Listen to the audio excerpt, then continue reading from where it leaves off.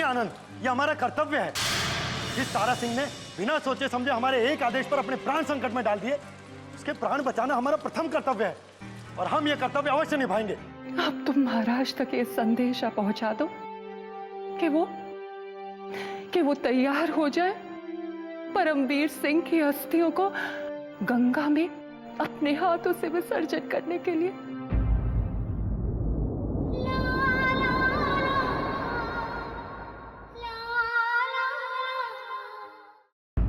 देखो ना इस निर्मोही को, कैसे कलश में सिमट से गए हैं। अगर मैं जानती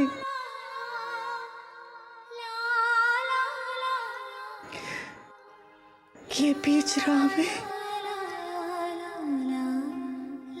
इस तरह मुझे छोड़कर चले जाएंगे,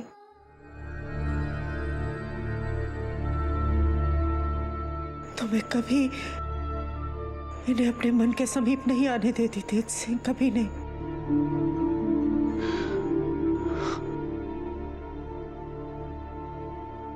नहीं पद्मिनी, नहीं।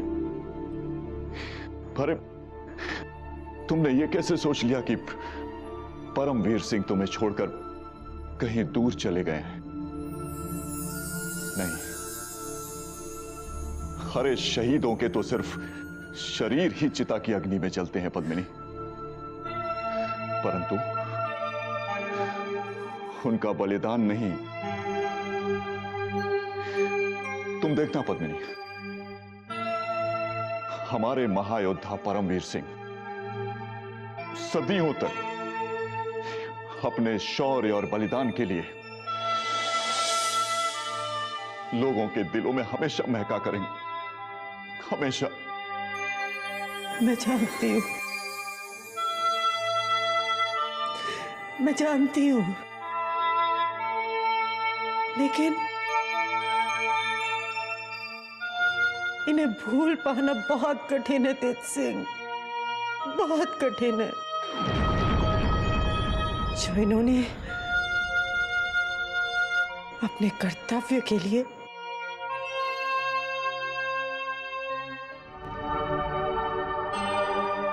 इनके बिना ये महल बहुत बहुत सूना रहेगा। पद्मिनी, हमारे मित्र की यादें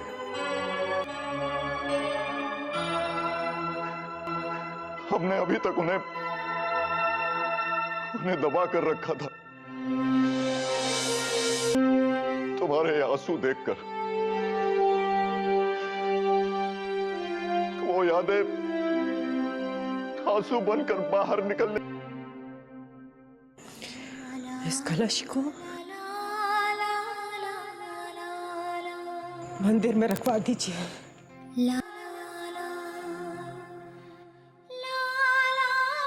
शहीद परमवीर सिंह की अस्थियों को गंगा में विसर्जित कर सके।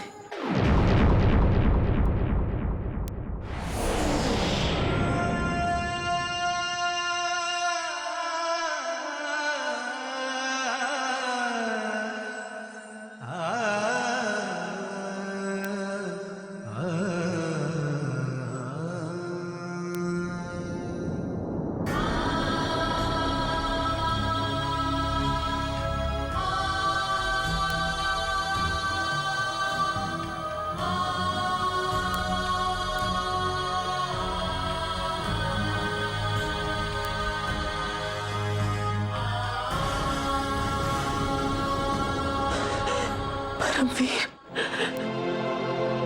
मुझे क्यों अकेला छोड़कर चले गए? मुझे भी अपने साथ ले जाते।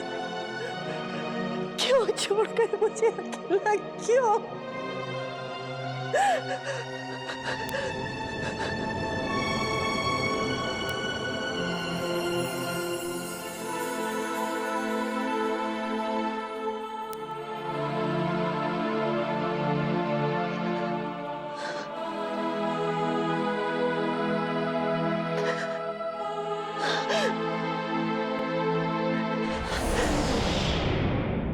महारानी जी आप धीरज रखो पद्मिनी। हम जानते हैं कि तुम्हारे मन में शहीद परमवीर सिंह के प्रति कितना सम्मान था, और हम ये भी जानते हैं कि तुम दोनों एक दूसरे के कितने समीप आ गए थे। किंतु नियति का लिखा कौन टाल सकता है,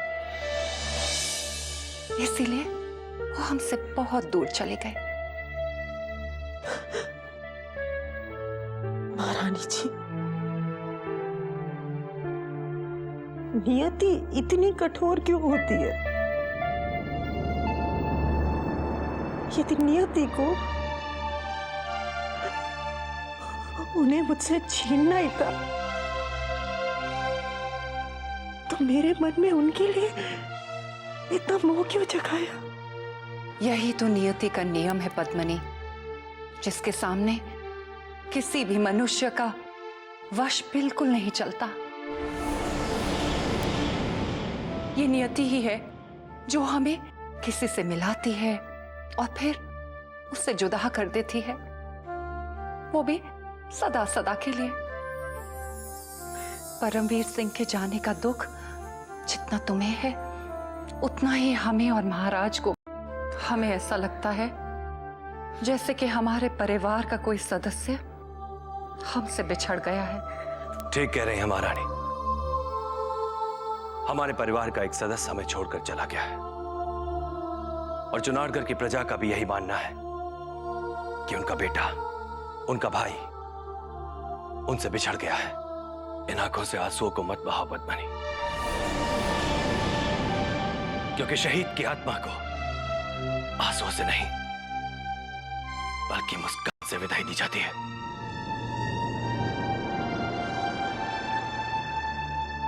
यह सत्य है कि परमवीर सिंह हमें छोड़कर चले गए, परंतु जाने से पहले वो अपना नाम इस संसार में अमर कर गए,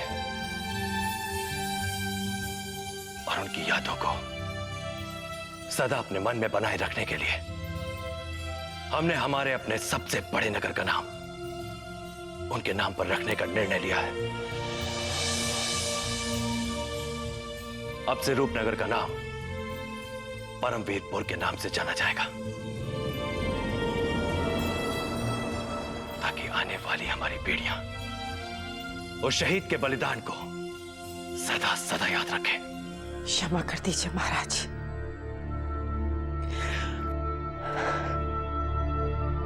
अब कभी ये आंखें उनकी याद में आंसू नहीं बहाएंगी, और मैं अपना सारा जीवन उनके अधूरे कार्यों को पूरा करने में लगा दूंगी। ईश्वर तुम्हें शक्ति दे और सदा प्रसन्न रखे, बस हमारी यही कामना है। अब शहीद परमवीर सिंह की अस्थियों को विसर्जित करने का समय आ गया है।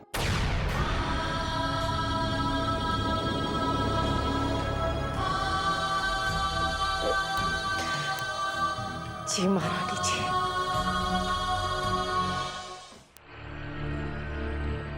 ह्रीं प्राणाय स्वाहा, ह्रीं उदानाय स्वाहा, ह्रीं समानाय स्वाहा। गोविंदेति हस्त प्रक्षालनम। रानी साहब आप इनको हाथ लगा के रखिए। ओम वक्रतुंड महाकाय सूर्यकोटि समप्रभ निर्विघ्नं कुर्मे देव सर्वकार्येषु सर्वदा। त्र्यंबकं यजामहे सुगंधिं पुष्टिवर्धनम् उर्वारुकमेव बन्धनात् मृत्युर्मोक्षेयमामृतात्। ओम तिलकं कुर्यात् हम।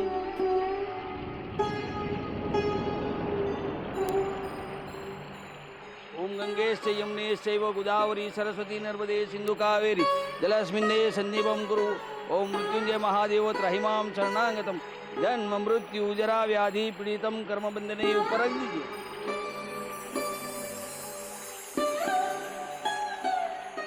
आवाहन दानं न जानामि स्तवचनं पूजाञ्चैव न जानामि क्षमक्ष परमेश्वर अन्यथा शरणं नास्ति त्वमेव शरणं मम तस्मात् कारणभावेन रक्ष महेश्वर गतं पापं गतं दुःखं गतं दारिद्र्यमेव च आगता सुखसम्पत्ति पुण्यो हौतोदसनात् मन्त्रहीनं क्रियाहीनं भक्तिहीनं सुरेश्वर यत्पीतं मया देव परिपूर्णपदवच यदा भ्रष्ट पदा भ्रष्ट मात्राहीनं सुरेश्वर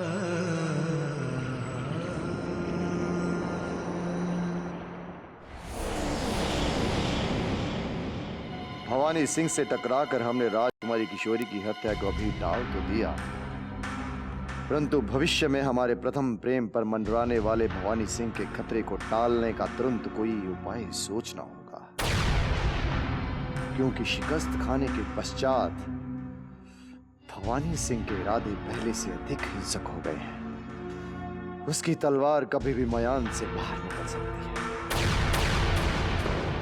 जान की अमान पाऊं तो अर्ज करूं, गुलाम बहुत बुरी खबर लेकर आया है मेरे आका। कहीं राजकुमारी किशोरी पर उस भवानी सिंह ने फिर से तो नहीं आक्रमण कर दिया?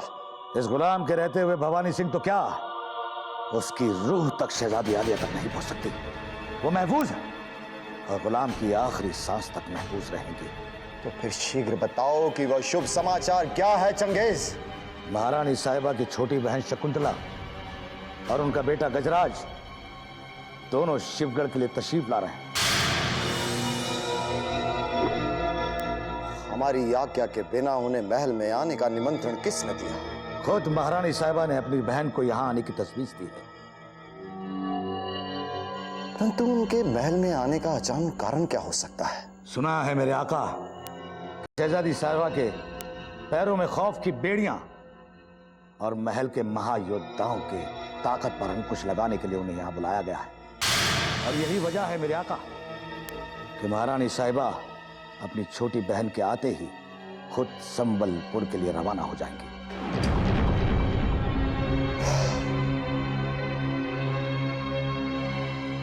यह तो वाकई अफसोस की बात है चंगेज खान। शकुंतला देवी और उसके कपुत्र गजराज को बुलाकर महारानी कलावती अवश्य ही कोई गहरी चाल चल रही है। जो काम वो खुद नहीं कर सकती वो अपनी बहन से करवाना चाहती है। खैर उसे तो हम संभाल लेंगे, लेकिन हमारी राजकुमारी किशोरी हमसे दूर चली गई। वो आपसे दूर नहीं जा रही हैं मेरे आका, क्योंकि जब महारानी साहिबा ने उन्हें अपने साथ ले जाने के लिए इरादा किया तो शहजादी आलिया ने कार करके उनके इरादों पर बिजली गिरा दी। क्योंकि खुदा आपके दिलों को जोड़ने के लिए शहजादी आलिया ने अपनी मां के साथ बगावत कर ली। मेरे आका, अब आपको शकुंतला देवी और गजराज के निपटने के लिए कुछ सोचना होगा। सुना है शकुंतला देवी अगर चुड़ैल हैं तो उनका बेटा शैतान का बाप। जब महायोद्धा सोमनाथ ने भवानी सिंह जैसे यमराज पर अंकुश लगा दिया तो ये गजराज की हमारे सामने क्या बिसात है। हाँ, परंतु इस बात का अफसोस हमें अवश्य है कि एक सांस के जाते ही हमारी दूसरी सांस आ गई। यदि राजकुमारी किशोरी इस महल में अकेली होती तो हमारा प्रेम विवाह में बदल जाता। आपके इरादे तो हर हाल में पूरे होंगे मेरे आका। बस भवानी सिंह ने जो आपकी मोहब्बत के राह में कांटे बिछाए हैं उन्हें अपने पैरों तले रौंदना होगा मेरे आका।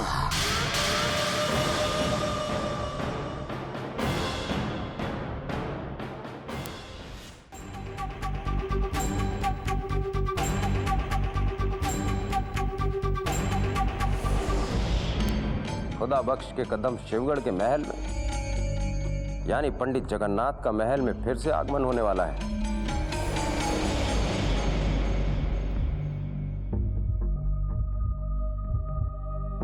अस्सलाम वालेकुम भवानी सिंह। खुदा बख्श, महल में तुम तो काफी समय के पश्चात दिखाई दे गए, किंतु पंडित जगन्नाथ कहीं दिखाई नहीं दे रहे हैं।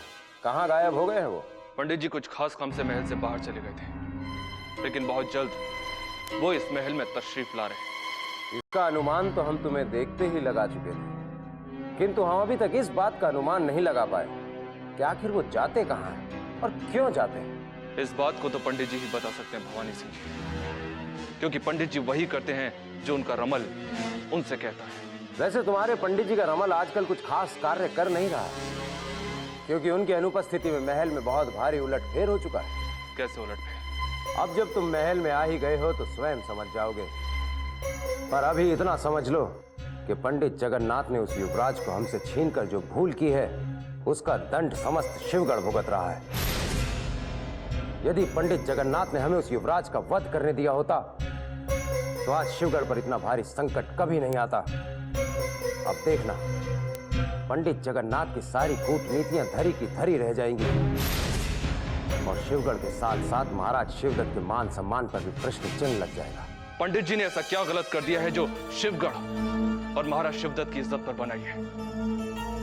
भवानी सिंह जी, कहीं ऐसा तो नहीं कि चुनारगढ़ के उस युवराज के भाग जाने का आपको मलाल हो रहा है? क्योंकि उस युवराज को कैदी बनाने में सबसे ज्यादा मेहनत आपने ही की थी। हमें चुनारगढ़ के उस युवराज के भागने का इतना दुख नहीं है खुदाबख्श, जितना दुख इस बात का है कि भागने से पूर्व उसने शिवगढ़ के अनमोल रत्न का मन चुरा लिया, जिसका मूल्य तुम्हारे पंडित जगन्नाथ कभी नहीं चुका पाएंगे। और यदि महाराज शिवदत्त को यह बात ज्ञात हो गई तो उनका भरोसा पंडित जगन्नाथ की नीतियों से सदा सदा के लिए उठ जाएगा। खुदा कसम हमें कुछ समझ में नहीं आ रहा है कि आखिर माजरा क्या है। चुनारगढ़ के उस युवराज ने किस अनमोल रत्न को चुरा लिया है जिसके लिए आप पंडित जी को इतना कसूरवार ठहरा रहे हैं? यदि इस धुंधली तस्वीर का आईना कुछ साफ हो जाए तो हमें समझ में आए कि आखिर हो क्या रहा है। वो तो पंडित जगन्नाथ के आने के बाद पता ही चल जाएगा खुदाबख्श, किंतु पंडित जगन्नाथ के वापस आने के बाद उनकी कूटनीतियों के स्थान पर भवानी सिंह की रणनीतियों का पलड़ा भारी होगा।